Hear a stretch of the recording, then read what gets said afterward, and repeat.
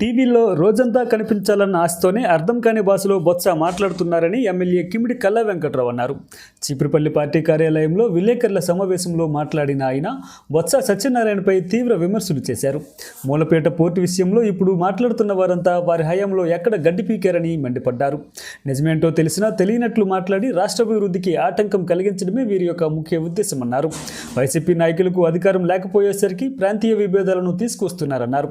151 సీట్ల నుండి 11 సీట్లకి వైసీపీ పరిమితమైందంటే దానికి కారణం కేవలం వారి ప్రవర్తనేనని గుర్తు చేశారు. ఇప్పటికైనా మారి ప్రజలకు ఉపయోగపడే మాటలు మాట్లాడితే బాగుంటుందని ఎమ్మెల్యే హితవు పలికారు. ఈ కార్యక్రమంలో చీపురుపల్లి మాజీ ఇన్ఛార్జ్ కుచ్చర్లపాటి త్రిమూర్తులరాజు, మాజీ ఆర్ఈసీఎస్ చైర్మన్ దన్నాన రామచంద్రుడు, గరివిడి మండల మాజీ MPP Paila Balaram, Gavidi Nagaraju, Merakamudidam AMC vice chairman Dasiri Shivaprasad తదితరులు పాల్గొన్నారు. రాజధాని నిర్మాణం అనేటటువంటిది స్టేట్ లెజిస్లేషన్, అదేవిధంగా పార్లమెంట్లో లెజిస్లేషన్ చేసిన తర్వాత దీనికి ఇంకేమి రివ్యూ కానీ ఇంకేమి కానీ ఎప్పుడు ఉండేటటువంటి దాఖలాలు ఇంతవరకు భారతదేశంలో ఈ 80 సంవత్సరాల నుంచి లేవు, ఉండవు కూడా. ఆ మాత్రం కూడా తెలుసుకోకుండా సత్యనారాయణ గారు బొత్స మరి ఆయన ఏదేదో మాట్లాడుతుంటారు. స్వరం పెంచిన వాళ్ళకి, స్వరం పెద్దది పెట్టిన వాళ్ళకి మాట్లాడిన మాట తీరు ఏ విధంగా ఉన్నా ఏటో స్వరం పెరిగింది కదా అని మీరేమో తీసి టీవీలో సాయంకాలం వరకు వేస్తుంటారు. ఆ భాష వేరే భాష మాట్లాడితే అది కూడా నేను ఉచ్చరించను. అందుకోసం ఏది కాదు కాదు అని చెప్పేవాళ్ళని సాయంకాలం వరకు రేటింగ్ ఎక్కువ వస్తుందని చెప్పి వేస్తారేమో అని వాళ్ళకు ఒక కోరిక. అందుకు ఆ విధంగా పొలిటీషియన్లు బొత్స లాంటి వాళ్ళు మాట్లాడుతుంటారు. నిన్న మూలపేటకు ఏమి వెళ్ళారు మీరు? అక్కడ మీరున్నప్పుడు 30% జరిగింది, ఇప్పుడు 70% అయిపోయింది. మరో సంవత్సరంలోనో సంవత్సరంన్నరలోనో అది ఓపెనింగ్ కూడా అయిపోద్ది.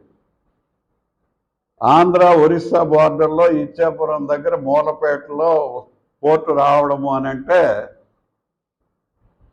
అది ఎప్పుడో నేను 83లో మంత్రిగా ఉన్నప్పుడు భావనపాడు హార్బర్ కట్టాలని బొంబాయి నుంచి వచ్చిన వాళ్ళని తీసుకొచ్చి అక్కడ ఇసుక ఎక్కువ వస్తుంటుంది కాబట్టి చేపలు పట్టడానికి అనువుగా ఉండదు, ఈ జెట్టి కూడా లాగేస్తుంది అని అంటే బొంబాయి నుంచి ఎక్స్పర్ట్స్ని తెచ్చి వాళ్ళకు 1.5 కోటి ఆ రోజుల్లో ఖర్చు పెట్టి ఆ జెట్టి కట్టొచ్చా లేదా అని అప్పటి నుంచి కూడా తెలుగుదేశం పార్టీ ఎన్టీ రామారావు టైంలోనే అక్కడ జెట్టి అంటే చేపలు పట్టేటటువంటి హార్బర్ కడదాము అని అనుకున్నాం.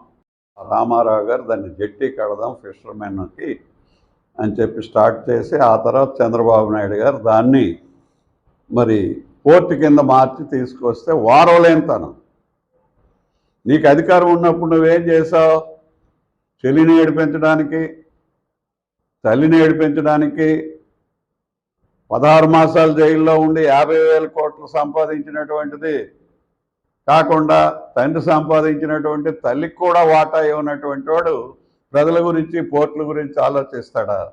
ఇంటి దగ్గర ఈయన మరి బొత్స సత్యనారాయణ కూడా నేను వెళ్ళి అక్కడ మాట్లాడడం దెయ్యాలు వేదాల వల్ల ఇచ్చినట్టుగా ఉంది తప్ప మరి రాజ్యాంగం ఏంటి, దాని పరిస్థితి ఏంటి, స్టేట్ గవర్నమెంట్కి చట్టంలో ఏ పరిధులు ఉన్నాయి, అదేవిధంగా గవర్నమెంట్ ఆఫ్ ఇండియాకి పార్లమెంట్లో ఏం పవర్స్ ఉన్నాయి అనేటటువంటిది తెలిసినట్టుగా మాట్లాడరు. వీళ్ళు వక్ర బుద్ధితో మాట్లాడుతుంటారు.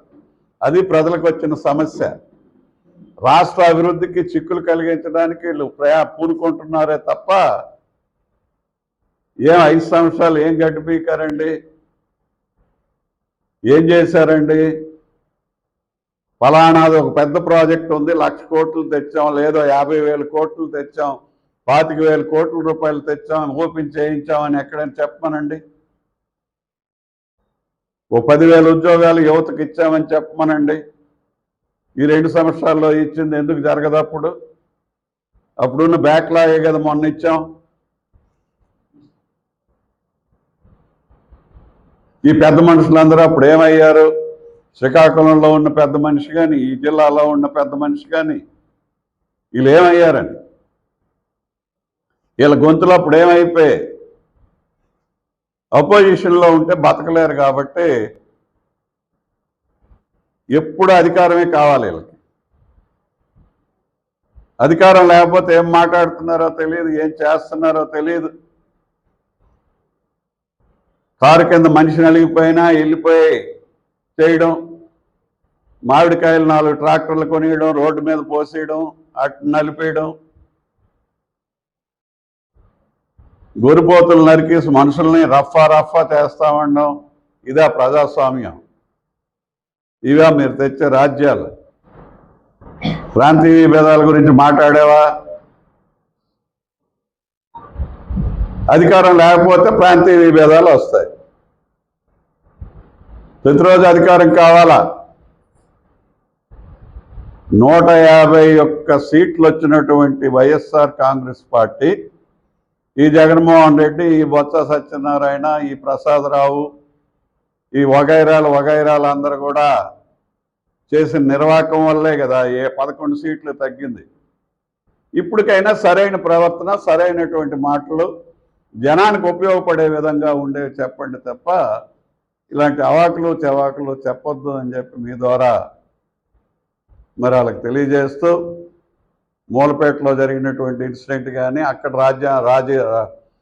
రాజధాని గురించి మాటలు కానీ చూస్తే దెయ్యాలు వేదాలు వల్లించినట్టుగా ఉన్నాయి.